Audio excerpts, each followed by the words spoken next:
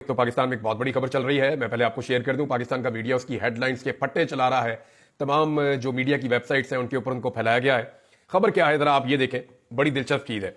इसमें जनाब खबर ये लिखी गई है, मैं एक्सप्रेस न्यूज से आपको पढ़ के सुना देता हूं कि अमरीकी 62 नुमाइंदगान के खत के बाद या उसके जवाब में पाकिस्तान के 160 अरकान पार्लियामेंट ने वजीर आजम शहबाज शरीफ को खत लिख दिया और पाकिस्तान के अरकान पार्लियामेंट ने पाकिस्तान की दाखिली सूरत हाल में मुदाखलत पर वजीर आजम को खत लिखा है। इमरान खान की इंतशारी सियासत ने मुल्क को मफलूज कर दिया है। ये 160 अरकान पार्लियामेंट का खत है और उसमें जनाब कुछ अल्फाज इस्तेमाल किए गए जो नॉर्मली इदारे इस्तेमाल करते हैं या पीएमएलएन की क़यादत इस्तेमाल करती है। ये खत किसने लिखा और ये खत कहां पे ड्राफ्ट हुआ, इस खत को जब पढ़ूंगा तो आपको आइडिया हो जाएगा कि इसके पीछे दस्तानों में छुपे हुए हाथ कौन से हैं जिनके हाथ में कलम था और उन्होंने ये खत लिखा। अच्छा जी, कहते हैं जी कि इमरान खान की इंतशारी सियासत से अगस्त 2014 और मई 2022 में भी मुल्क को मफलूज कर दिया था। वो जेल से इस्लामाबाद और लाहौर में इंतशार और तशद्दुद को हवा देने पर उकसाते रहे। इमरान खान ने डिजिटल दहशतगर्दी से सोशल मीडिया को इंतशार, बदअमनी को हवा देने, रियासत को धमकाने के लिए इस्तेमाल किया है।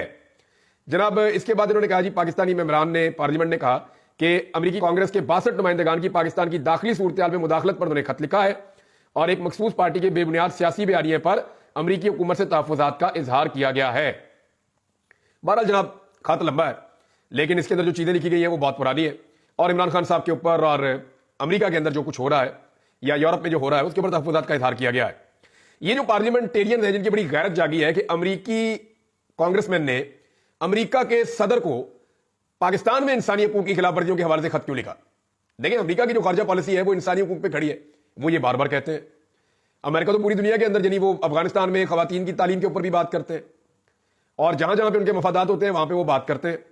अब इंसानी हकूक का मामला दुनिया में कहीं पे भी खराब होगा, पाकिस्तान को भी बात करनी चाहिए। जैसा कि हम बात करते रहे म्यांमार के बारे में, हम बात करते रहे हैं इंडिया में जो कुछ हुआ उसके बारे में, कश्मीर के बारे में। यानी दुनिया अपने आप को अलग नहीं कर सकती, है ग्लोबल विलेज है और इंसानी हकूक की खिलाफवर्जी के ऊपर लोग बात करते हैं। लेकिन हमारे पार्लियामेंटेरियन ने पहली मरतबा इस नौयत का खत लिखा है। मगर कौन कौन से ऐसे वाकयात है जहां पे हमारे पार्लियामेंटेरियन को खत लिखना चाहिए था लेकिन ये खामोश रहे। यानी इनकी गैरत अभी क्यों जागी है। अमेरिकन के तो खतूत की एक भरमार है ना, उनकी तो एक तारीख है, वो तो हमेशा से यही काम करते चले आ रहे हैं। कई दहाइयों से हम उनके खतूत देख रहे हैं, कभी ज्यादा होते हैं कभी कम होते हैं, लेकिन वो पूरी दुनिया के अंदर इंसानी हकूक की खिलाफ वर्जियों पर कंसर्न शो करते हैं। अमेरिकन का तो ये एक पैटर्न है पूरा, पाकिस्तानियों का कोई पैटर्न नहीं है। तो जो पाकिस्तान के पार्लियामेंटेरियन है, वैसे भी ये जाली फार्म 47 वाले हैं। ये सारे वो लोग हैं जिन्हें इमरान खान ने जेल से बैठकर शिकस्त दी थी। ये सारे वो लोग हैं जो 40-40, 50-50 और 70-70 हजार वोटों की लीड से इलेक्शन हारे हुए हैं। इनके पास जाली फॉर्म 47 है और मैं शर्तिया आपको ये कह रहा हूं कि इनमें से बेशतर अफराद ने इस खत को पढ़ा ही नहीं है और इन्हें पता ही नहीं है कि इसके अंदर क्या लिखा हुआ है। बस इन्हें कहा गया कि यहां कुगी मार दो तो इन्होंने वहां पे दस्तखत कर दिए हैं। बहरहाल इन पार्लियामेंटेरियन ने क्या कभी खत लिखा पाकिस्तान के वजीर आजम को कि पाकिस्तान में ड्रोन हमले क्यों हुए, हजारों लोग शहीद हुए और लगातार पाकिस्तान के अंदर बड़ी तादाद में ड्रोन हमले हुए, लेकिन इन पार्लियामेंटेरियंस ने कभी खत नहीं लिखा। अमेरिकी जंग का पाकिस्तान हिस्सा बना, अवामी मर्जी के खिलाफ कभी खत नहीं लिखा। इसराइली मुखालिफ मुजाहिरीन जो है, जो इसराइल के खिलाफ एहतजाज करने निकलते हैं, उनके जुल्म के खिलाफ, उन पर पाकिस्तान में तशद्दुद किया गया, इन्होंने कभी खत नहीं लिखा। नवाज शरीफ ने पाकिस्तान जो महंगी बिजली बनाता है वो बिजली सस्ते दामों भारत को देने का फैसला कर लिया और ऐलान किया, इसके ऊपर उन्होंने खत नहीं लिखा। भारत के वजीर दिफा को पाकिस्तान का वजीर दिफा जवाब देने में लगातार नाकाम है और भारत हर थोड़े दिन बाद पाकिस्तान के ऊपर अटैक करता है बयानात की हद तक, इस पे इन्होंने कभी खत नहीं लिखा। पाकिस्तान ने अमेरिका को फौजी अड्डे क्यों दिए, इस पे इन्होंने कभी खत नहीं लिखा। ब्लैक वाटर और दीगर तंजीमें पाकिस्तान से क्यों ऑपरेट करती रही, कभी खत नहीं लिखा। रेमंड डेवस दिन दहाड़े पाकिस्तान में कत्लेआम करके इतने आराम से पाकिस्तान से कैसे चला गया, कभी खत नहीं लिखा। जनरल बाजवा के दौर में अमेरिका में जो लॉबिंग की गई पाकिस्तानियों के पैसे से, सरकारी पैसे से, वो जब हुई तो कभी इन्होंने खत नहीं लिखा। आज भी डॉन की खबर के मुताबिक पाकिस्तान सरकारी पैसों से अमेरिका में लॉबिंग करवा रहा है हुकूमत के हक में, इसके ऊपर खत नहीं लिखा। हमारे सियासतदानों की जायदादें, कारोबार और उनके इलाज पाकिस्तान से बाहर यानी इन्हीं मुल्कों में है, कभी खत नहीं लिखा। कश्मीर और भारत पर पॉलिसी कब तब्दील हुई, कैसे और क्यों तब्दील हुई, इसके ऊपर कोई खत नहीं लिखा। एबटाबाद में उसामा बिन लादेन पर हमला कैसे हुआ, क्यों हुआ, इसके ऊपर कोई खत नहीं लिखा। हमारे उस वक्त के वजीर आजम ने इस पर मुबारकबादें क्यों दी, कभी खत नहीं लिखा। मेमोगेट स्कैंडल आया, कभी खत नहीं लिखा। लातादाद पाकिस्तानी अमेरिका के हवाले पाकिस्तान ने कर दिए, क्यों किए, किस कानून के तहत किए, कभी खत नहीं लिखा। डोनाल्ड लू के हवाले से जो साइफर सामने आया जिसमें धमकी लगाई गई कि इमरान खान की हुकूमत गिराओगे तो ठीक है वरना नताइज भुगतना पड़ेंगे, इसके ऊपर पार्लियामेंटेरियन ने कभी खत नहीं लिखा। पूरी मईशत आईएमएफ के सामने पाकिस्तान की मौजूदा रजीम ने गिरवी रख दी, इसके ऊपर कभी खत नहीं लिखा। अरशद शरीफ को कीनिया में قتل کر دیا گیا, کبھی خط نہیں لکھا. نواز شریف نے ممبئی حملوں کی ذمہ داری پاکستان پر ڈال دی, کبھی خط نہیں لکھا. پاناما اور دبئی لیکس میں اربوں ڈالر پاکستانیوں کے نکل آئے, کبھی خط نہیں لکھا. یہ وہ سارے معاملات ہیں جن کے اوپر خطوط لکھنے چاہیے تھے پاکستان کے پارلیمنٹیرینز کو. میں آپ کو اس طرح کے 100 معاملات اور لکھ کے بتا دوں گا, بول کے بھی بتا دوں گا, لیکن کبھی بھی ان پارلیمنٹیرینز کی غیرت نہیں جاگی, انہوں نے کبھی خط نہیں لکھا. آج یہ خط کیوں لکھ رہے ہیں اس کی آپ ذرا وجہ سمجھیے. خط لکھنے کی وجہ یہ ہے کہ یہ جعلی فارم 47 کے اوپر سارے ایم این اے بنے ہوئے ہیں, اور انہیں پتا ہے کہ جیل میں بیٹھا ہوا آدمی کسی وقت بھی ان سے اقتدار چھین لے گا, اور یہ آئندہ کبھی ایم این اے بننے کے قابل بھی نہیں رہیں گے. ان کے نسلوں کی سیاست وہ تباہ کر چکا ہے, لہذا یہ اپنے سروائیول کے لیے ہر وہ کام کر رہے ہیں جو ان سے کہا جا رہا ہے. خط کسی اور نے لکھا اور دستخط جناب سب سے کروا لیے گئے, اور ویسے بھی ان کے خط کی اوقات کیا ہے, خط کی اوقات کیا ہے؟ یہ تو جعلی اسمبلی ہے, یہ تو جعلی فارم 47 کے اوپر آئے ہوئے ہیں, تو ان کے خط کی ویسے بھی کوئی اوقات نہیں. اور عالمی سطح پہ آپ دیکھ لیجئے اپنی اوقات. یہ وہ پارلیمنٹیرین ہیں جو اپنے وزیر اعظم سے نہیں مل سکتے, اور اس وزیر اعظم کی حالت یہ ہے کہ جہاں امریکہ میں خط لکھا گیا, یہ ان خط لکھنے والوں سے آپ کا وزیر اعظم نہیں مل سکتا. تو حالت تو پاکستان کی یہ ہے. اب کچھ اور خبریں ہیں وہ میں آپ کے ساتھ شیئر کر دیتا ہوں. نمبر 1, چین اور پاکستان کے حوالے سے ایک چیز کا اظہار کیا جا رہا ہے. یہاں پہ طارق حبیب صاحب کا ایک ٹویٹ ہے, وہاں سے میں آپ کو پڑھ کے سنا دیتا ہوں کہ ایکچولی اس کے پیچھے جو کہانی بیان کی گئی ہے وہ کہانی ہے کیا. یہ کہانی جو ہے وہ جرنلسٹ نے طارق حبیب صاحب انہوں نے بیان کی ہے. اس سے پہلے یہ کہانی جو ہے وہ میں نے سنی نصرت جاوید صاحب سے بھی. تو ہوا یہ کہ پروگرام ایسے بڑا پاکستان کا کہ چین کے ساتھ بھی تعلقات خراب کر دیے. اسحاق ڈار صاحب کو یہ لگا کہ شاید جیسے پاکستانی ہمارے غلام ہے, یہ چینی بھی ہمارے غلام ہے. اب ہوا یہ کہ ایک تھنک ٹینک نے چین سے تعلقات کے حوالے سے پروگرام منعقد کیا تھا, اور اس میں چین کے سفیر کو بھی بلایا گیا تھا. اس پروگرام میں مہمانوں کے خیالات کے اظہار کے بعد آخر میں جناب سب سے اسحاق ڈار صاحب کی تقریر رکھی گئی تھی, اور ڈار صاحب سمجھے کہ چینی بھی ہمارے غلام ہے. ڈار صاحب نے اپنی تقریر میں کہا کہ پاکستان اور چین کی دوستی اتنی مضبوط ہے کہ چینی صدر نے حال ہی میں شہباز شریف سے ملاقات کی ہے اور ایک بات کہی ہے. انہوں نے کہا کہ پاکستان کے علاوہ دنیا میں کسی بھی ملک میں اگر چینی باشندوں کو نقصان پہنچے گا تو چین اس ملک میں سرمایہ کاری نہیں کرے گا, اور نہ ہی اس ملک کے ساتھ تعلقات کو فروغ دے گا. صرف پاکستان کو چین کی اس پالیسی سے استثناء ہے, یعنی پاکستان میں چینی مرتے مر جائیں تو یہاں پہ چین کی پالیسی نہیں بدلے گی. یہاں پہ چین جو ہے وہ پاکستان کے ساتھ تعلقات بھی رکھے گا اور سرمایہ کاری بھی کرے گا. بے شک چائنیز مرتے رہے, لیکن باقی دنیا میں اگر چائنیز کے ساتھ کچھ ہوگا تو چین کی پالیسی ہے کہ نہ سرمایہ کاری کرے گا اور نہ تعلقات رکھے گا. یہ اتنا بڑا دعویٰ کر دیا اسحاق ڈار صاحب نے بغیر پوچھے. ڈار صاحب کی تقریر کے بعد جو ہے پروگرام ختم ہونا تھا, مگر چینی سفیر نے اجازت لے کر دوبارہ سٹیج پر آئے اور واضح الفاظ میں کہا کہ چینی صدر نے اپنے ملک کے باشندوں کے تحفظ کے لیے کسی اقدام سے گریز نہیں کریں گے, اور اس حوالے سے جو پالیسی ہوگی اس سے کسی بھی ملک کو استثناء حاصل نہیں ہے. یعنی اسحاق ڈار صاحب کا دعویٰ ان کے پروگرام سمیت واڑ دیا چین کے سفیر نے. ایک طرف سفیر ہے, ایک طرف ڈپٹی وزیر اعظم ہے, تو یہ آپ کی اوقات. چینی صدر کے لیے سب سے پہلے چینی باشندوں کی جان ہے, اس کے بعد کچھ اور ہے. ٹھیک ہے, ان کا اصولی موقف ہے, ٹھیک بات کی ہے. تو چینی سفیر کے خطاب کے دوسرے راؤنڈ کے بعد پروگرام تو بڑھ گیا, اور اس میں جناب ڈار صاحب کا پھر چہرہ دیکھنے والا تھا, ان کی حالت دیکھنے والی تھی. ان کے چہرے پہ ایک رنگ آ رہا تھا اور ایک رنگ جا رہا تھا, اور یعنی ڈار صاحب کو لگا جیسے پاکستانیوں کی جان سستی ہے اور پاکستانی مارے جائے تو کچھ نہیں ہوتا, تو ایسے ہی جو چینی ہے ان کی بھی جان سستی ہے اور ہم ان کے بارے میں بھی اس طرح کے دعوے کر سکتے ہیں. ناظرین, پاکستان کے دفتر خارجہ نے اس کے اوپر حیرت کا اظہار کیا بعد میں, کیونکہ موقع پہ تو ڈار صاحب کا منہ بند ہو گیا تھا, اور پاکستان میں چین کے سفیر کا بیان حیران کن ہے جو دونوں ممالک کے سفارتی تعلقات کی عکاسی نہیں کرتا. پاکستان نے اس کے اوپر یہ رد عمل دیا ہے. مریم نواز صاحبہ نے ایک اور دعویٰ کر دیا, اور اپنے والد کو لے کے, اپنی پولیٹیکل پارٹی کو لے کر وہ بار بار یہ دعویٰ کرتی ہیں. مخالفین بھی کہہ رہے ہیں کہ نون لیگ کی ہوا چل پڑی ہے, تو مخالفین واقعی یہ کہہ رہے ہیں کہ نون لیگ کی ہوا چل نہیں پڑی, نون لیگ کی ہوا نکل گئی ہے.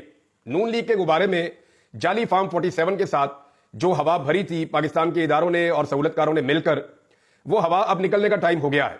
یہ غبارہ پنچر ہو گیا ہے اور ابھی کبھی اس طرف جا رہا ہے, کبھی اس طرف جا رہا ہے. انہیں سمجھ نہیں آ رہی کہ اپنے غبارے کو سنبھالیں کیسے. وجہ یہ ہے کہ یہ عدلیہ کے ساتھ جو کھلواڑ کرنا چاہتے تھے وہ کرنے میں بری طرح ناکام رہے.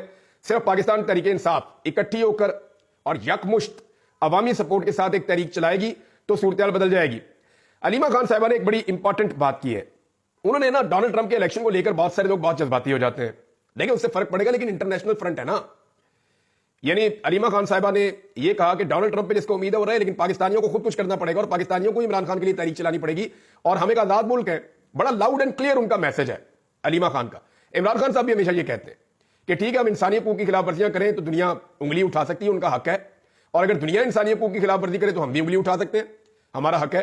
ہم نے ایران میں ظلم ہوا, عراق میں ظلم ہوا, ہم نے فلسطین میں ظلم ہوا, دنیا کے جس ملک میں جہاں جہاں ظلم ہوا, لیبیا میں کہیں بھی ہم نے آواز اٹھائی ہے, شام کے مسلمانوں کے لیے آواز اٹھائی ہے. تو اسی طرح یہ آواز اٹھانا سب کا حق ہوتا ہے, اور اگر ہم ظلم کریں گے تو جو مہذب دنیا ہے وہ بھی آواز اٹھائے گی, جو کچھ اس وقت پاکستان میں ہو رہا ہے. تو ناظرین, اس میں اوورسیز پاکستانی جو ہے ان کے پاس آپشن محدود ہوتی ہیں, اور وہ وہی کر سکتے ہیں جن ملکوں میں وہ موجود ہیں کہ وہ خارجی طور پہ پاکستان کے اوپر دباؤ ڈلوائیں کہ پاکستان میں جمہوریت ہونی چاہیے، آزادی اظہار رائے ہونا چاہیے، انسانی حقوق کا احترام ہونا چاہیے، ظلم اور زیادتی بند ہونی چاہیے، ناانصافی بند ہونی چاہیے. تو اس کے لیے وہ کوشش کرتے ہیں. ابھی حال ہی میں پاکستان تحریک انصاف کے سجاد برقی اور ڈاکٹر عاطف خان کی پاکستانی امریکی ڈاکٹروں کے گروپ کے ساتھ لارا ٹرمپ اور ریپبلکن نیشنل کمیٹی کی شریک صدر کے ساتھ ملاقات ہوئی ہے، اور انہوں نے پاکستان کے حوالے سے اور عمران خان کے ساتھ ہونے والے سلوک سے آگاہ کیا. اور لارا ٹرمپ نے وفد کو یقین دہانی بھی کروائی ہے کہ جی اگر انہیں یہ اقتدار مل جاتا ہے تو وہ پاکستان میں انسانی حقوق کے حوالے سے آواز ضرور اٹھائیں گے. ڈونلڈ ٹرمپ بھی ایسا ہی کہہ چکے ہیں. اسی بنیاد پہ جو پاکستانی کمیونٹی ہے وہ وہاں پہ ڈونلڈ ٹرمپ کو سپورٹ کر رہی ہے. حالانکہ دیکھیں ڈونلڈ ٹرمپ کے معاملات ہوں یا جو بائیڈن کے معاملات ہوں، وہ پاکستان کی بہت ساری پالیسیز سے وہ الگ ہوتے ہیں. پاکستان کی عوام کچھ چیزیں کسی اور طرح چاہتی ہے، لیکن امریکن ان چیزوں کو کسی اور طرح چاہتے ہیں. تو یہ تو اختلاف رہے گا، لیکن جو کم سے کم اتفاق ہو سکتا ہے وہ اس بات پہ ہو گیا جو بائیڈن کی پارٹی کے ساتھ نہیں ہو سکا اور ٹرمپ کی پارٹی کے ساتھ ہو گیا، کہ پاکستان میں انسانی حقوق کی خلاف ورزی کے حوالے سے وہ اپنی آواز اٹھائیں گے.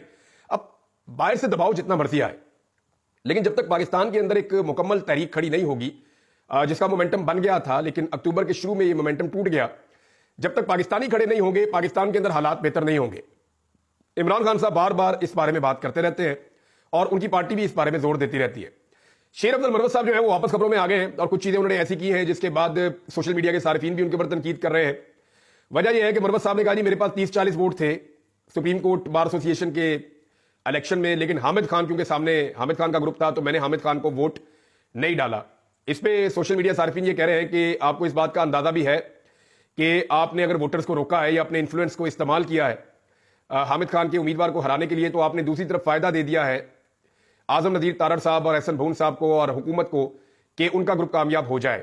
اب اس پہ بچھاڑ ہو رہی ہے شیر افضل مروت کے اوپر کہ انہیں عمران خان کو دیکھنا چاہیے تھا. یعنی بہت سارے لوگ ایسے ہیں جنہیں لوگ شکل سے پسند نہیں کرتے، بہت سارے امیدوار ایسے ہیں جن کی لوگ شکل بھی نہیں دیکھنا چاہتے، لیکن الیکشن میں لوگوں نے ان کو ووٹ اس لیے ڈال دیا کہ ان کے پاس عمران خان کا ٹکٹ تھا.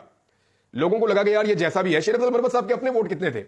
کبھی وہ گن کے دیکھ لینا کہ جب ماضی میں کبھی انہوں نے الیکشن لڑا عمران خان کے بغیر تو ان کے اپنے ووٹ کتنے تھے. تو ان کے تو ووٹ اتنے ہی ہوں گے، لیکن جب وہ عمران خان کے ٹکٹ کے ساتھ گئے تو پھر ان کے ووٹ کتنے بڑھ گئے. تو لوگوں نے انہیں ووٹ نہیں ڈالا، لوگوں نے عمران خان کو ووٹ ڈالا. تو شیر افضل مروت صاحب یہ فارمولا کیسے بھول گئے؟ بہت سارے لوگ یہ سوالات اٹھا رہے ہیں.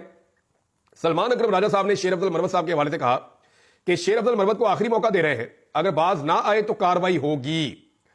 اور یعنی وہ کہہ رہے ہیں اگر وہ پارٹی میں کوئی کردار ادا کرنا چاہتے ہیں تو ہم انہیں ایک موقع دے رہے ہیں، لیکن اگر ان کی جانب سے نظم و ضبط کا مظاہرہ نہ کیا گیا تو ہم ان کے خلاف کاروائی کریں گے. شیر افضل مروت صاحب کا جواب بھی آیا، سخت جواب ہے کہ جناب میں آپ کو جواب دے ہی نہیں ہوں. اور وہ ڈائریکٹلی سمجھتے ہیں کہ وہ عمران خان کو جواب دیں، لیکن جب آپ ایک پولیٹیکل پارٹی میں ہوتے ہیں، ایک سسٹم میں ہوتے ہیں، تو پھر آپ کو اس پولیٹیکل پارٹی کی پالیسی کو فالو کرنا پڑتا ہے اور آپ کو مل کر چلنا پڑتا ہے باقی سب لوگوں کے ساتھ. آپ اپنا الگ ایک وہ معاملہ نہیں کر سکتے. لیکن شیر افضل مروت تو پھر شیر افضل مروت ہے. آپ کو آئیڈیا ہے کہ وہ ہمیشہ خبروں میں رہتے ہیں اور تنقید کی زد میں بھی رہتے ہیں. پاکستان تحریک انصاف کے اندر دھڑے مختلف، کوئی انہیں سپورٹ کرتا ہے اور کچھ دھڑے ان کی مخالفت بھی کرتے ہیں، اور وہ یہ کہتے ہیں کہ شیر افضل مروت صاحب کو ڈسپلن کے اندر رہنا چاہیے. اب یہ ووٹ نہ ڈالنا جو ہے یا اس قسم کا دعویٰ کرنا یہ بڑی عجیب چیز ہے. ان کا ایک اور بیان بھی آیا تھا کہ نواز شریف جب تک نہیں چاہیں گے عمران خان باہر نہیں آئیں گے. تو میں اس سے اتفاق نہیں کرتا. نواز شریف صاحب تو خود پاکستان سے باہر جانے کے لیے جو ہے وہ منظوریاں مانگتے پھر رہے تھے، تو عمران خان کے باہر آنے کا نواز شریف سے کیا تعلق؟ نواز شریف تو وہ شخص ہے جو وزیر اعظم بننے پاکستان میں آیا، لیکن بڑی مشکل سے ایک فارم 47 ان کو ملا جس پہ وہ MNA بنے، ممبر قومی اسمبلی. تو مجھے لگتا ہے کہ شیر افضل مروت صاحب بعض اوقات ایسی چیزیں کہہ جاتے ہیں جس کے بارے میں شاید انہوں نے سوچا نہیں ہوتا کہ اس کا امپیکٹ کیا آئے گا. ناظرین اس ویلاگ کو یہاں پہ روک لیتے ہیں اور کچھ اور چیزیں آپ کے ساتھ شیئر کریں گے بعد میں اگلے ویلاگ میں. اب تک کے لیے اتنے، اپنا خیال رکھیے گا، اپنے اس چینل کا بھی. اللہ حافظ.